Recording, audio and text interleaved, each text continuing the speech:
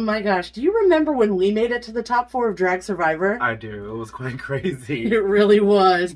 And you know what? It's top 4 of my favorite show. What show was that? Oh my gosh, it's Drag Race Drag time! Race! Ah!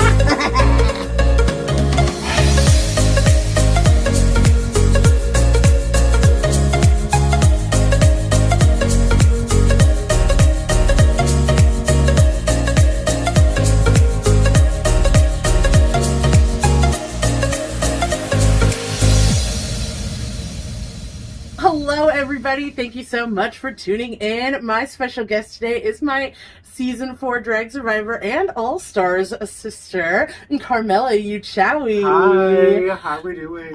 Hi. So, Karmella, I'm so excited that you are here. I'm excited to be here, honestly. Oh, I love you so much. Honestly, when your little family sis, Kiana, was over here, she was like, yeah, Karmella was like, why haven't you asked her yet? And so, I remember when you were like, we're making this show, and I was like, first comment, I want to be on this show. yes.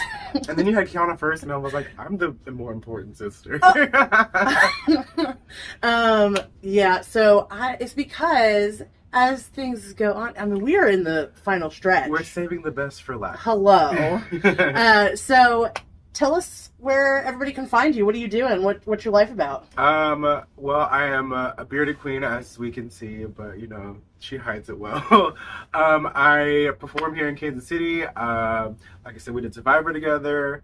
You can find me on social media at the Karmella on Instagram, TikTok, which my TikToks are like, okay. Facebook, Karmella Uchawi, whatever. If you're in Kansas City area, you can see me at Missy's, at Mary's, and sometimes at Queen Priscilla's. Yeah. So. Yeah. You're everywhere. I am a working girl. Yes. I'm always busy.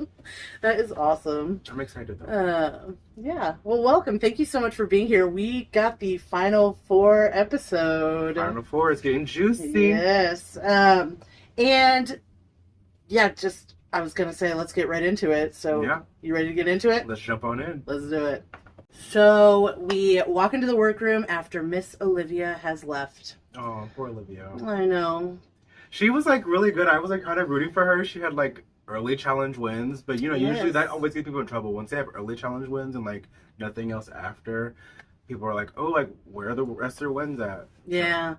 Honestly, from the beginning of this season, this very long season, I had pegged Olivia for the Final 4. I did too. So there was no mini challenge. I know. And that made me really sad because we all know this is the last episode where we're in the workroom. This is it, guys. We've made it. Where are the puppets? Where were the puppets? That's my favorite mini challenge at the end. Everybody loves puppets. Everybody loves puppets. And did they do it last year on season 12? I believe so. I know they did it on the UK. Can we just make a decision? Are we keeping this challenge? Are we getting rid of it? Because I like it. I like it too. I wish they'd keep it. Yes. It's a chance to get to read the other queens, and they're just freaking cute. And it's just fun. It's just like a fun time. Fun little kiki to like poke at each other. Yeah. We should make puppets of each other here in Kansas City. Oh my god, we should. Actually, that'd be real messy. It would be so messy. RuPaul comes up on the screen with some cryptic message as per usual, and then, of course, comes in the workroom and announces that they are going to be doing the whole Final 4 number to her new song, Lucky. You know, I actually hadn't heard the song before we were talking about recording it, or heard even a snippet of it. So I was like, I have no idea what this beat is like, what the sound is going to be like. So hopefully this track is sickening. So I'm excited. Yeah. This was probably the first time with a RuPaul song that I had no idea what to expect from it. Oh, yeah. So, Ru also tells them that they are going to be interviewed on her Inside Drag Race show, which is very much like Inside the Actor's Studio. Mm-hmm. I guess it's the they're not doing the podcast anymore? I don't know, maybe COVID things? I don't know, maybe people couldn't get there for the job, or who knows. COVID is a weird time. It really is. Everything's so different. I'm just like, look, they're talking. I don't know where it's going to end up, but they're talking on TV. So that's all I needed. I just wanted Tic Tac lunch. Wherever they put it after that is fine. I just need it on TV. Yes. So we got our big bowl of 13-year-old Tic Tacs. I believe it. Does anybody ever eat them? It's just a giant bowl of Tic Tacs that I imagine that would take forever to finish. So 13 years sounds about right. And jumping right in, I feel like there wasn't a lot of time. They were in the workroom a little bit, writing their lyrics, talking about what they were going to say, and then they started going in for their interviews. And first we had Mick interviewed. He had on the gold jacket that I thought was cute. So I was cute. so into it. I love this, like Mick realizing that like to be a trans man and you can still be femme. Yes. And that's so mad. Like I love that because like Mick being so femme is like a lot of representation for people who would probably feel like they can't be femme and also be a trans man. I loved that. Yeah, I feel really happy that Mick has found this this person inside of him, and I thought the interview with Rue and Michelle was so cute. Like Mick has definitely been like on cloud nine, euphoria, happy. You can definitely tell that Mick's like one of Rue's favorites. Just by the way Rue talks to her. She's just very like, she's very giddy, she's very laughy, and she's very, I don't know, she's very like, I feel like when Rue and Mick talk, you can see like walls like down. Yes. It's very like. Next we had Rose. Rose pretty much talked about the journey through Broadway, like performing into drag and how finding herself as a drag queen. I don't know, like everything just seems to come so natural to Rose. Like put a mic in her hand and she's like, and watch her work. Yeah. And that's been like through every challenge, like practicing just seems easy. Oh yeah, she seems very like, it just all comes very natural and it's all very just like second nature. She's been doing this for a while. She's a professional girl, so she knows what she's doing. Yeah. And also the subtle shade to making it further than Jan of Stephanie's Child. I mean, I'm sure Jan is very proud, but I'd like to, Jan, what do you think about that? Right. Speaking to the mic. Anyway. So next, Candy Muse. And Candy just seems to make RuPaul laugh. Like. Also the way that Rue and Mick's relationship is, Candy and Rue have the same type of like relationship because Rue is always very like cackling whenever Candy says anything. So like she obviously loves the fuck out of her.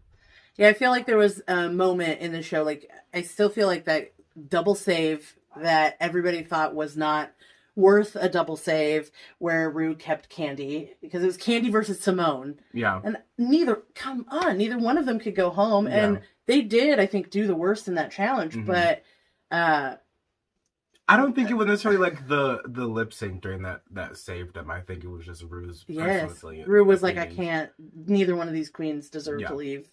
Like, because that was not a double save type lip sync. It wasn't a wow, like, oh my god, this was so like everything type of lip sync. It was just like, oh, this was cute. But I think that's also like the number one thing, like with the fandom saying that this season has seemed so produced, is because it really is like whatever decision Rue wants to make, Rue's gonna make. Right. And I don't even think that is like necessarily overproducing. I think Rue is just like, I want both of these queens to stay. I'm not ready for them to go, so I don't even care. It's my show. I want both of them to stay, and we have to live with that because we are the fans of the show, and we're just gonna sit here and keep watching the show and talking about it. Okay. And here we are. Yeah. Last up to the stage to be interviewed on the Inside Drag Race show is Simone. And this Simone, I feel like we learned a lot about Reggie as a person, and Simone as a queen, and how I feel like Simone just needs to blend them more. I think she doesn't realize that they are more blended than she's like picking up on. Yeah. I think we do that a lot sometimes as queens, is that we get lost in this like other character but fail to realize like that other character isn't someone completely different. It's still part of you. So being able to like mix the two is something that like not everyone can see right away. Simone got some pretty good advice from Rue, and I actually kind of liked these interviews. They were a little longer than interviews we've seen in the past where Rue does this.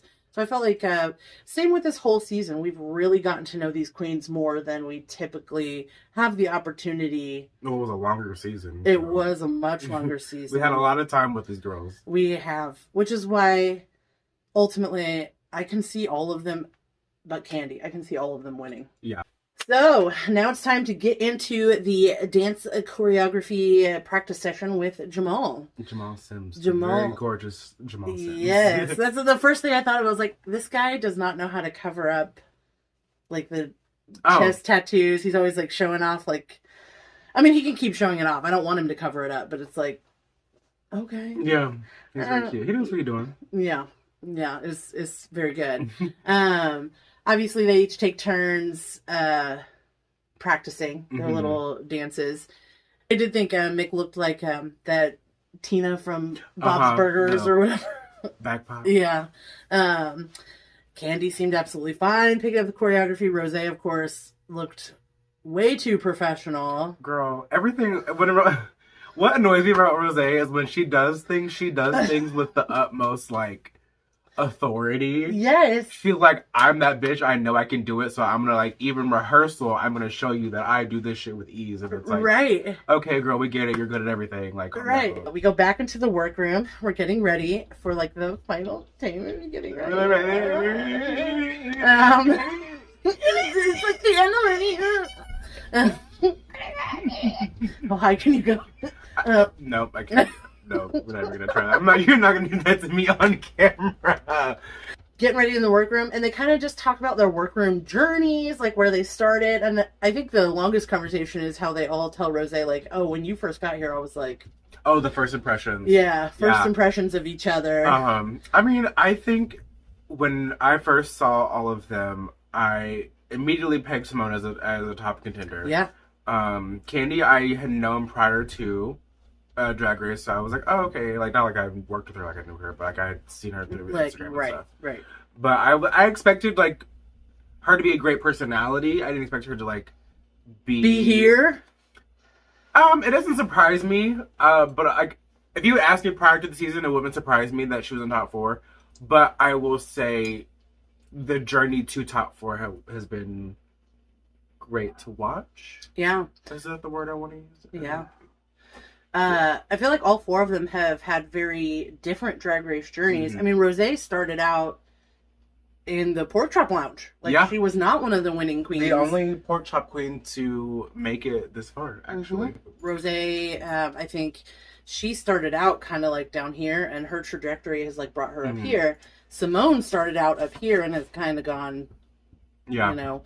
Mick has kind of been like a little hospital. Yeah, I feel like Mick's been very kind of like middle, like middle, top, middle. I mean, she won the 2. I mean, she did win like the most biggest, like the Drag Race staple challenges and the snatch game. So it's just like, I mean, if you're gonna win any challenges, snatch game, and a ball, aren't two challenges to like, kind of like meh at. Those are 2 big challenges to win.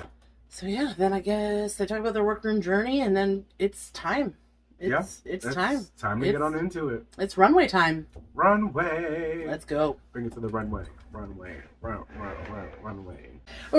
time. So, of course, it's the final 4. So we have our 4 main judges, Carson, Ross, Michelle, and RuPaul, showing off. It's just family here. It's just family. And this time showing off the little legs. Cute outfit. I was really into it. Yeah, she's been doing that a lot this season, and even on UK, like, legs. Oh, yeah. She's like, don't forget, I also, too, have really great legs. Really long, tall legs. Before we rock the runway, we go into this brand new music video. Yes. Lucky. And different from other, like, top 4 songs of recent, because usually they'll do, like, a live dancing or choreography or whatever the case may be, and this time it kind of looked like a music video. Yeah. Which I was really into. I was into the color scheme and everything. It was really cute. I thought it was so cute, and this song was different than any of the, like, it's not like that, here's a hard beat, and let's, it's very dancey. This was more like a cute, fun song. Yeah. I liked all their lyrics. Mick being the first one to come out looking how she looked. I love when Mick does Mick's usual like white face. Yes. And the white face with like the blue and like the hair. It was like the bang with like the long like black hair. I thought it was so gorgeous. She looked so good. I thought it was so gorgeous. Very gorgeous. Gorge. Gaga Chanda. Then even Candy in yellow. I didn't like Candy's hair in the video, but I do like her in yellow. Yeah, yellow might be her color. I didn't like the hair though. Rosé in the pink and the long hair. Honestly, her look out in the video was probably my least favorite. I think look-wise she's my least favorite, but I think her execution of the choreo was great. And the words, that little fast little... Oh, yeah. I can't even repeat it right now because I haven't listened to it enough, but it was pretty good. I thought she sounded great, and of course Rosé's gonna sound great on a track. She has great vocals, and she knows what she's doing musically. Rosé. Cheers. And then last we get Simone in orange. Oh, Team your Simone. favorite color. Team Simone. I really liked this video.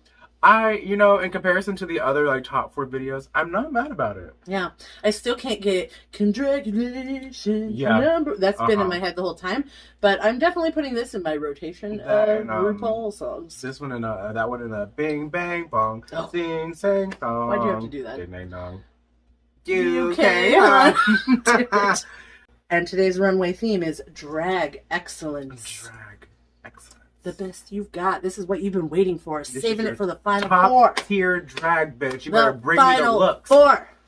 So Mick comes out first. Mick. In this Dalmatian, big Dalmatian hair. We've got one rainbow spot eye. And then the black and white everywhere. What did you think of this? I was very, very into this. I thought it was cute. I love the black and white, which is like a nod to like their face when they do the black and white, and the like one subtle like eye, not really like subtle eye, but the one open eye with it being rainbow. Yes, it was very gorge. It was so gorge. The one thing I thought was kind of weird was the hair, like the shape of it. It was very like, that is a Wigs and Grace wig that she painted on it. Sponsored. But I thought it was a weird shape, but I also was kind of like, I'm like, it's weird, but I kind of like it. But like also like the spots going into the hair was great. I was into it. Next up we have Candy Muse. Ooh, and so Candy's got this very like structured, there's like lines, it's got some like meshy see-through with the big purple sleeves, very color blocking. I thought she looked good. I love the hair. I loved the hair. I like the outfit, not for a final runway. That part. Not for like a drag excellence. Like, oh, this is my best drag. I feel like she's come down the runway and other things that have been better than this. Like her dripping in jewels, like with the big hat and like cupped titties, which lives rent free in my mind. Yes. I feel like that was more drag excellence than this final runway was. Next up, then we had Rosé in this tartan plaid, very nod to her Scottish heritage gown. I thought it was very pretty, very gorgeous. I think I would have liked some like stones or something on it. Yeah. I wanted something a little bit more shiny. Yeah, when I first saw it at first, I was like, huh. Okay, so it is pretty. The hair, that long. I also wanted an hair. updo. I wanted an updo. Yeah. I wanted something that was the same color, but more of a like chignon, very like high and tight, I don't know, something up. And then Simone. Sleeves for days. So when she first walked out and she kind of stood there, the silhouette, when she had the like sleeves still attached to her, like, you know, on her side, it gave a clean, like, you know, full dress silhouette. And then when she walked and the sleeves separated, I was like, oh. I know. I want this. It was so pretty. So pretty. And to me, like, right when like, with the color, like this royal purple kind of, the fabric was beautiful. Like, I was like, oh my gosh, this is royalty. Like, it was so good. Beautiful. I cannot say enough good things. This was lovely. I want one. I love the giant sleeves. This was great. No, it was a very good runway. And then we get emotional. Ooh. We get our critiques and talking about their journey, and RuPaul's getting emotional with Mick, and oh my gosh, like, I think I was shedding some tears. I think about this all the time. Every time the finale comes up, I think about what I would do and think and say and feel in a moment where they're like, here's your baby picture. What do you have to say to like former you? I would be in tears the entire time. I couldn't do it. I think That definitely happened with Simone. I think she was in tears every single, like, they were critiquing Mick and Simone was crying. Candy, Simone was crying. Yeah. Rosé, Simone was crying. And then they get to Simone with the baby picture. Yeah. I was like, oh God. I can't hold it back anymore. Yeah. It was, I mean, these are the emotional things that we love. I also did love, and I want to point out that when RuPaul picked out Mick's photo, she did say, you gave us permission. Yeah. After the very emotional critiques and child photos, then of course RuPaul says, we're going to make y'all lip sync. Lip sync. And individually. One at a time. Fucked me up. That means they get to watch each other. And if I was first, I would hate it. Yes. If I was first, I would hate it because I would do my number and then I'd sit there and watch 3 other bitches do it and I'd be like, I didn't do that. Yep. I didn't do that. Damn it. Oh, I didn't do that. Damn that was really smart. I would hate that. Yep. I would hate it. I feel like in their lip syncs too, like we've never seen Rosé or Mick have to lip sync this entire season. We've seen Simone, which Simone obviously gives a good performance. Candy was bucking and twirling and doing all the things. I thought Candy was great. Yep. I thought they all did really well. I will say, if I had to choose one from the lip sync to go home, I would have said probably Mick. Really? I think based on the lip sync, I lived for everyone else but Mick. I feel like Mick's such an awkward performer. She's already said that she's not a queen to like perform. She's more of like a look queen. And I felt like that kind of showed in the finale lip sync. Now RuPaul has to deliberate and then has them all lined up on the stage, and one at a time she's going to call their names to see who's going to make it to the finale. And honestly, as an audience, I kind of assumed they're all going to make it. I thought so too. With COVID and how different this season has been, anything could happen. Girl, I think it was Rosé who was like, we never know what's going to happen. Elliot with 2 T's to come in and vote one of us out. And I was like, you know what? I would gag. I would live. Yep. If Elliot was like, you know what? I got booted off twice, so I get to vote one of your bitches off. I'm going to take a lipstick. I would have lived. Could you imagine? Could you believe? I would die. I would die. I would have lived. I'd be like, whoa, unexpected twist. Yeah.